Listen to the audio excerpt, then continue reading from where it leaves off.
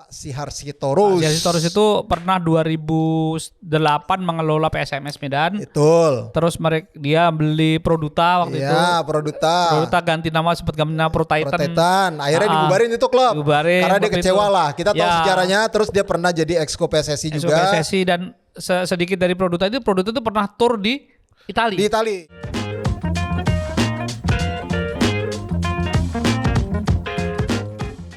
Welcome back to Discord, diskusi olahraga bareng Rais dan kembali bersama Estu Restu. Yo. Ya, kali ini kita akan membahas tentang masih seputar sepak bola Indonesia tapi agak ke mancanegara. Yes. Karena kita akan membahas beberapa kiprah dari para pemain diaspora kita ataupun pemain kita, pemain timnas yang bermain di luar negeri. Betul. Ada kabar baik, akhirnya Ragnar Orantpangun mendapatkan kepastian klub barunya siapa dan gak jauh-jauh juga. Iya. Maksudnya gak jauh-jauhnya adalah terkait dengan Indonesia. Iya. Karena dia bergabung dengan klub Belgia yang baru saja promosi. Sekarang berada di kompetisi kasta teratas yaitu FC Dender EH. Yes. Ya, itu punyanya Pak Sihar. Pak Sihar Sitorus. Pak Sihar Sitorus itu pernah 2008 mengelola PSMS Medan. Betul. Terus dia beli Produta waktu itu. Iya, Produta ganti nama, sempat ganti nama Pro Titan. Akhirnya dibubarin itu klub. Karena dia kecewa lah. Kita tahu sejarahnya. Terus dia pernah jadi exco PSSI juga. PSSI dan sedikit dari Produta itu pernah tur di Italia. Di Italia. Waktu itu pelatihnya Ansari Lubis. Betul, pernah tur di Italia. Ya itulah namanya Produta, Pro Titan lah misalnya. Yang akhirnya Pak Sihar memilih untuk membubarkan klub tersebut karena ada, ya kita tahu sejarahnya waktu itu ya dia ada rasa kecewa waktu itu. Ya. Harusnya dia promosi waktu ada unifikasi liga abis after dualisme kompetisi. Harusnya tuh dalam playoff tuh mereka lolos tapi akhirnya tidak masuk ke ISL lah yang baru. Akhirnya kecewa Pak Sihar apa segala macam, ya sudah dibubarin aja itu klub. Dan diam-diam pergi beli klub di luar negeri. Iya, beli klub. Ini dia ngebangunnya gue juga tahu banget. Gue lupa dari pas si Dender ini di Liga 3 atau di Liga 4 ya. Pokoknya belinya tuh murah deh waktu itu. Dan Pak Sihar cerita, saya mah yang murahnya Pak Sihar ya. Iya, murahnya Pak Sihar ya. Ya tapi memang sekitar nggak nyampe 10 M waktu itu kalau gue nggak salah ingat ya. Nggak nyampe 10 M waktu itu. Ya hampir sama kayak Jarum beli Komo lah. Iya. Waktu itu kan dalam kondisi bangkrut dan kata Pak Sihar waktu itu sempat gua ngobrol sama beliau, saya beli di sana gimana nggak untung dengan harga segitu? Saya punya aset. Kalau beli klub Indonesia kagak ada asetnya. Saya dapat stadion, pemainnya ada, terus bisa ngatur mengelolanya, fanbase-nya ada. Makanya dia lebih untung beli klub luar negeri orang Indonesia ya. Iya. Makanya lebih secara industri karena sudah terbangun, terus asetnya ada, ada real, stadion punya sendiri. Klub bola itu sebuah perusahaan jadi ada asetnya. Gitu. Iya, benar. Itu yang sebenarnya kalau dijual belikan bukan hanya sekedar nama. bukan hanya sekedar beli nama terus pindah atau gimana. Iya, lisensi dia bisa main di ininya ya. Tapi ada value. Ada value yang memang bisa diputar untuk menjadi keuntungan. Iya, dan dia kan pebisnis ya, memang pengusaha ya. Jadi memang dia berpikir itu ya ini apa aja yang diperbaiki hingga akhirnya dia bangun lumayan, akhirnya bisa sekarang ke kompetisi kasta teratas itu pasti nggak mudah dan ya sekarang value-nya udah pasti up banget. Iya. Ya secara bisnis, secara value klub itu naiknya berkali-kali lipat. Betul sekali gitu. Apalagi jadi sekarang ada di posisinya kedua kalau nggak salah ya di kompetisi kasta teratas.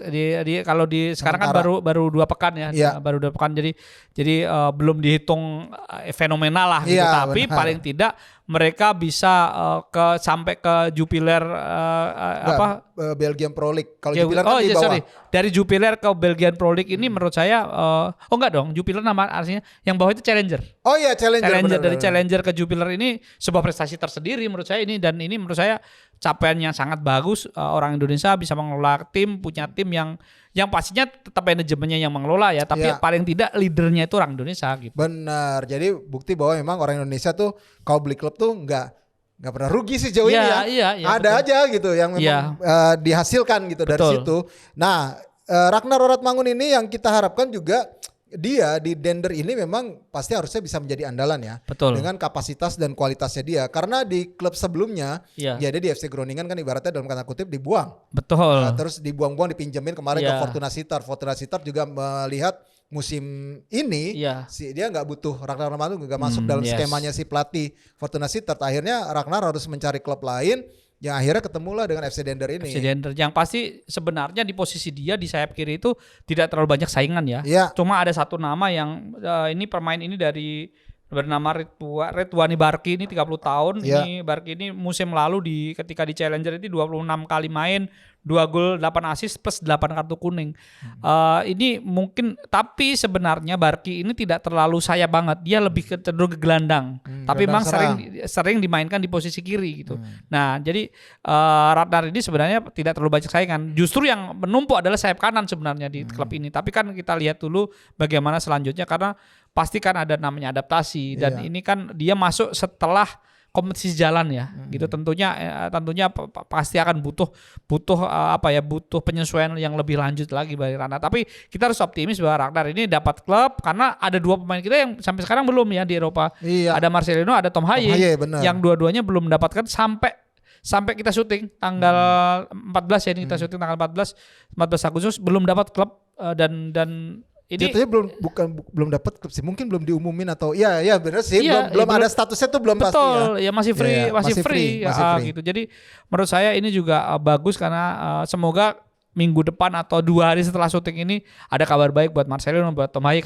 Tom Haye sih kabarnya sudah mulai terbang ke Turki gitu-gitu ya, tapi karena Marcelino sampai sekarang belum ada kabar gitu. Iya, yang katanya pengen ke Oxford lah. Iya. Ya kita tunggu aja kabarnya akan seperti apa gitu. Nah, yang pasti memang menambah kiprah pemain-pemain kita di Belgia. Yes. Ya, selain ada Ratnar kan kita tahu ada Sandy Walsh yang memang menjadi andalan di Kevin Mechelen, kemudian ada Sen Patinama di Eupen ya. Eupen di challenge ya. Iya, jadi sekalian bahas nih yang terbaru di 2 pekan pertama ini Sandi dicadangkan. Iya. Sedangkan untuk Casey Eupen di Challenger baru bermain di akhir pekan ini. Iya, betul. Jadi Sen Patinama bermain karena timnya memang bermain gitu. Betul. Nah, itu dia. Nah, terus dari kabar gembira juga kita pindah ke Inggris, yes, di mana 2 pemain kita mendapatkan menit bermain cukup lama ya. Iya betul, dan memang istimewa juga hasilnya. Yeah. Mereka yaitu Nathan Choaon bersama dengan Swansea City, kemudian Elkan bersama dengan klubnya apa dah Elkan dah jadi Blackpool. Yeah. Blackpool FC ya, mereka lolos ke babak berikutnya dari Carabao Cup. Ya, jadi bermain Piala Liga ya. Ya, di putaran pertama keduanya bermain sebagai starter. Jadi Nathan mengawal sisi kirinya Swansea menang 3-1 atas tim League 2 ya. Iya. Jadi 2-3 di bawah dari Swansea, Gillingham menang 3-1. Nathan bermain 67. Terus catatannya dari WhoScore ini catatannya dia kuat saat intercept, tetapi dia lemah duel udara dan passingnya. Itu catatan dari WhoScore. Sedangkan Elkan Bagot menjadi satu dari trio back tengahnya Blackpool.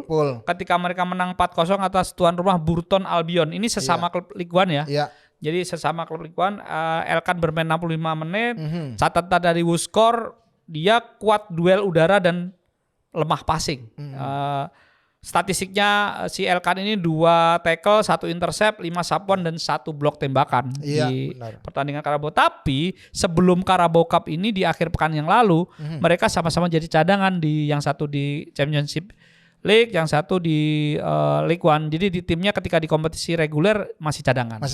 Jadi kita tunggu aja mereka supaya ya kita doakan dapat posisi reguler nanti di tim utama terus bermain. Nah, itu dari si Inggris nih. Kita sekarang ke Belanda nih. Iya, Calvin Verdonk yang memang mungkin menjadi pemain yang paling diandalkan di klubnya. Pemain timnas yang paling diandalkan di klubnya, itu dia main penuh lagi bersama NSC Nijmegen saat kalah nih dari FC20. Iya, di kandang sendiri kalahnya. Di kandang sendiri. Ini hasil yang kurang baik ya sebenarnya bagi Calvin Verdonk ya. Ya, Calvin bermain 90 menit. Catatan dari WhoScore juga dia ada catatan bagus sih 3 hal, yaitu dia direct free kick dan juga tackle-nya sangat kuat.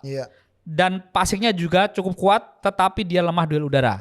Nah, ini yang menarik di catatan statistiknya, dia itu 2 kali tackle, 2 kali intercept, 1 kali fault, dia sekali offset, jadi artinya dia ikut menyerang karena ada offset, 2 kali sapuan dan memberikan 2 umpan kunci walaupun timnya kalah. Jadi pemain Calvin Verdonk ini cukup dipercaya ya di klubnya ini, dan menurut saya ini akan memang salah satu pemain yang mungkin menit bermain regulernya sangat bagus. Iya benar, karena memang dari musim lalu di sisi kiri dia kan, kalau nggak back sayap kiri ya maju ke sayap. Dan memang ya kalau dilihat dari catatan ini nggak aneh sih, memang dia juga andalan untuk tendangan bebas. Betul. Di klubnya, makanya kan direct free kick-nya kuat, kemudian tacklingnya juga kuat, plus passingnya juga kuat. Tapi memang lemah duel udara karena memang mungkin dia nggak diandelin untuk dia justru pemberi umpan, bukan yang penerima umpan. Betul. Ya memang khas ataupun kualifikasi ataupun kualitas yang dimiliki itu untuk memberikan kualitas crossing. Cuma tinggal dia kan waktu itu dia sempat bilang gue cuma kurangan gue adalah untuk mencetak gol. Gue pengen itu.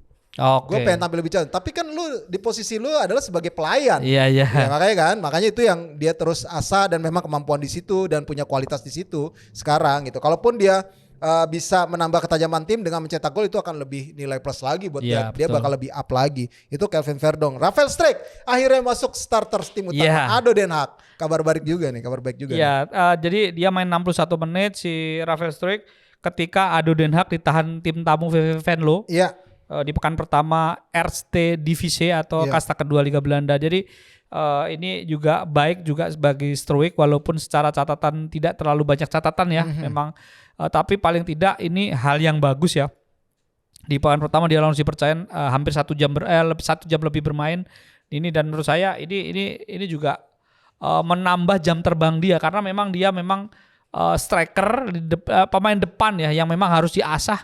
Tidak hanya mencetak gol tapi bagaimana menghadapi lawan-lawan yang lebih kuat seperti itu. Benar. Nah, masih di kompetisi kasta kedua Belanda atau Eerste Divisie ada Ivar Henner di mana dia bermain bersama Jong Utrecht karena memang dia di plotnya di situ sih belum bisa naik ataupun promosi ke tim utama FC Utrecht gitu.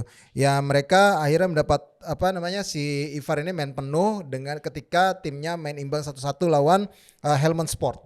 Ya. Jadi bertandang ke masa Helmond Sport bermain penuh dan timnya tidak kalah. Ini menurut saya juga catatan baik walaupun ketika pramusim sebenarnya Ivar itu sempat tidak digunakan di awal-awal ya. Tapi akhirnya dimainkan sebagai starter dan main penuh. Ini menurut saya juga bagus lah untuk pemain-pemain seusia dia gitu. Ya memang dia andalan sih di lini tengah Jong Utrecht ya. Jadi kemarin tuh dia absen juga pramusim mungkin karena dia baru pulang dari timnas sih. Betul. Ya makanya dia agak telat untuk masuk ataupun ikut pramusim. Nah kemudian kita beralih lagi ke Italia ada Jay Ijes yang sayangnya ya memang dia cetak gol. Tapi timnya kalah dan gagal di Coppa Italia. Jadi ada jok-jok segar gitu dari tim-tim yang baru naik ke Serie A kalah semua. Como juga kalah. Oh iya benar. Como kalah dari Sampdoria penalti. Adu penalti. Terus Parma juga seperti itu gitu. Terus ini Venezia juga kalah 1-3 walaupun Ijes mencetak gol dan dia bermain penuh ya, tapi ya mereka tersingkir dari Coppa Italia. Tapi paling tidak minggu depan selamat datang di Serie A. Kita bisa lihat Ijes di sana karena memang salah satu pemain yang menurut saya kemarin bermain cukup istimewa ya sebenarnya walaupun ada beberapa kali duel yang gagak kalah ya, jadi menyebabkan kecolongan gitu bagi Venezia, tapi Ijes ini cukup cukup jadi ada potensi besar untuk jadi andalan Eusebio Di Francesco gitu. Iya betul, memang andalan sih, bukan ada potensi besar, memang andalan dah. Gue sih ngeliat dari pramusim sampai sekarang sampai kemarin di Coppa Italia memang salah satu yang akan menjadi pilar Venezia adalah Jay Ijes. Makanya kan belum dilepas-lepas. Banyak klub yang pengen kan sama dia. Gitu. Jadi kita berharap besok kita melihat pemain Indonesia akhirnya bisa jadi starter di Liga Italia. Value Liga Italia harusnya naik ya. Ya untuk penonton kita. Venezia pasti ada di urutan teratas untuk bisa disiarin terus. Tapi siapa ya yang jadi Liga Italia nanti? Belum ada kabar. Tapi mungkin video.com tapi gabung sama BeIN gue juga lupa deh. Oh gitu. Karena mahal katanya. Iya, jual mahal juga Liga Italia masih. Iya, tapi kita lihat aja nanti siapa nih yang dapat Liga Italia. Pasti kan Ijes adalah salah satu faktor promo. Ya kita lihat aja nanti. Oke, itu tadi udah kita bahas yang di Eropa. Sekarang kita bahas yang di Asia. Kita geser ke Asia. Ada Jordi Amat dan Sadi Ramdhani yang nggak dimainin pada pekan ke-8 Malaysia Super League. Ini sama dengan Pratama Arhan di Suwon FC. Iya. Kalau Jordi memang tidak dimainkan katanya faktor diistirahatkan untuk persiapan untuk persiapan ACL Elite ya gitu. Tapi Sadil ini lagi tarik ulur nih. Ada kabar dia cedera, tapi ada kabar dia sedang akan di Lego. Tapi penutupan Liga 1 sudah selesai tanggal 13 kemarin. Transfer. Oh iya udah selesai. Jadi chance dia untuk ke Dewa ataupun ke Persib yang dikaitkan dua tim itu batal kan akhirnya kan. Tapi gitu. Bisa jadi udah di duluan sebelum ditutup kan kita nggak tahu. Dimungkinkan nanti. Bisa jadi sih. Bisa jadi. Ya kita tunggu aja, kali aja ada kejutan kan? Yeah. Atau tetap memilih tetap ada bertahan di situ atau tetap akan di luar negeri nanti. Yeah. Walaupun tidak di Sabah lagi. Kita sih berharap ya Sadil tetap di luar negeri. Iya sih, dengan perkembangan sekarang sih sayang kalau dia balik gitu. Iya, oke, itu tadi ya Pratamaran kita tahu memang masih belum dapat kepercayaan. Asnawi nih yang dimainin mulai menit 80 saat Port ketinggalan 0-1 terus akhirnya bisa comeback menang. Iya. Di pekan pertama Thai League 1 ya. Pekan pertama Thai League. Jadi Thai League itu sama dengan Liga 1, pekan pertamanya minggu lalu. Dan Port itu bermain ke kandang Rayong. Sampai menit 80 tertinggal 0-1. Asnawi masuk 3-1 walaupun tidak ada assist, tidak ada gol dari Asnawi, tapi aura Asnawi aura kemenangan dong. Iya. 20 menit bermain timnya bisa comeback 3-1 loh. Ini menurut saya ada aura bagus lah dari Asnawi. Tolonglah Madam Pang dimainin terus ini anak. Iya, gitu. Tapi kayaknya mungkin akan jadi super sub terus sih, tapi kalau mudah-mudahan sih ya Asnawi bisa terus membuktikan ya hingga akhirnya menjadi starter. Nah, kita beralih lagi ke klub sekarang. Indonesia yang akan berkompetisi di kompetisi antar klub Asia. Iya, yang terdekat ASEAN Club Championship yaitu Shopee Cup. Shopee. Oke, yaitu PSM Makassar sama Borneo yang akan jadi wakil kita di ajang itu. Ini pertama kalinya musim perdana untuk antar klub ASEAN Asia Tenggara diadakan secara kompetisi penuh ya. Iya. Karena tiga sebelumnya cuma kayak turnamen. Karena sebelumnya sempat 2003 itu namanya LG Cup segala macam gitu. Jadi kalau ini memang lomba tahun ya. Jadi Shopee Cup ini antar klub di ASEAN yang akan bermain sampai tahun depan. Iya. Jadi berputar kompetisi, makanya jadwal Liga 1 pun disesuaikan. Iya. Jadi di pekan kedua tim ini bermain di hari sebelum hari Sabtu. Setelah pertandingan mereka bermain di Senin dan Selasa. Iya. Jadi karena mereka bermain di tengah pekan besok ya, tanggal 21, tanggal 22. Iya betul. Yang mana dua klub ini adalah bermarkas di Balikpapan. Jadi PSM akan menjamu wakil Thailand BG Pathum. BG Pathum ini pada musim lalu dia peringkat 4 di Thai League 1. Jadi memang salah satu tim papan atas juga. Itu Terasil Dangda ya? Terasil Dangda, Canatif Songkrasin. Terus ada satu pemain yang pernah bermain di Piala Menpora 2021. Namanya Melvin Lorenzen. Musim lalu dia cukup produktif, 16 gol bersama Nakon. Ini pemain timnas Uganda, tapi lahir di Inggris, punya darah Jerman. Salah satu dia salah satu striker yang cukup diandalkan BG Pathum, dan dia terakhir bermain sebagai striker tunggal di BG Pathum. Itu dia tadi Persela lah ya, bekas Persela. Tapi nggak diperpanjang, cuma pramusim doang, Piala Menpora 2021. Ternyata jadi andalan di BG Pathum ya. Nakon. Nakon cukup dari andalan. Akhirnya sekarang di BG Pathum. Berarti ini pemain emang kualitas dong. Iya. Persela selalu bisa ya scoutingnya dapat Loris Arnaud. Gitu ya. Loris Arnaud juga kayak gitu ya. Iya. Si dulu ada Gustavo Lopez. Iya. Banyak lah Fabiano segala macam. Banyak lah pokoknya Persela. Oke. Terus pemain kunci pemain kunci. Sekarang ke Borneo FC yang bahkan ketemu wakil Singapura, Leon City Sailor. Leon City Sailor ini adalah runner up Singapura Premier League musim lalu. Jadi memang tim papan atas juga kan? Iya. Jadi Leon City Sailor ini salah satu tim atau satu-satunya tim di Singapura yang private. Selain itu kan masih kayak semacam masih bantuan negara, tapi ini benar-benar dimiliki oleh swasta. Kalau nggak salah ini satu manajemen dengan Garena yang ini game.